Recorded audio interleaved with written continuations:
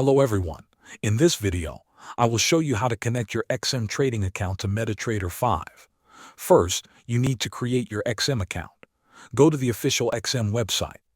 When the registration page opens, fill in your personal details and choose MetaTrader 5 as your trading platform. This part is important because your login information will be created specifically for MT5.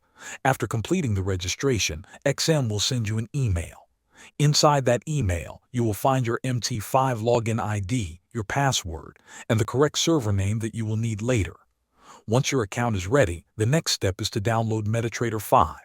You can download the MT5 application directly from the XM website, or you can install it from your device's app store if you are using a phone or tablet. Now you are ready to log in to your trading account. On the desktop version of MT5, look at the top menu and click on File.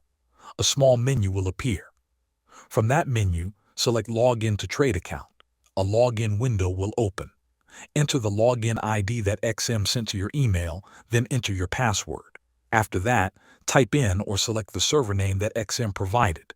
Make sure this information matches exactly with what is written in your email. When everything is correct, click OK. MetaTrader 5 will connect to your XM account, and you will see your balance, your charts, and the symbols available for trading. Thanks for watching.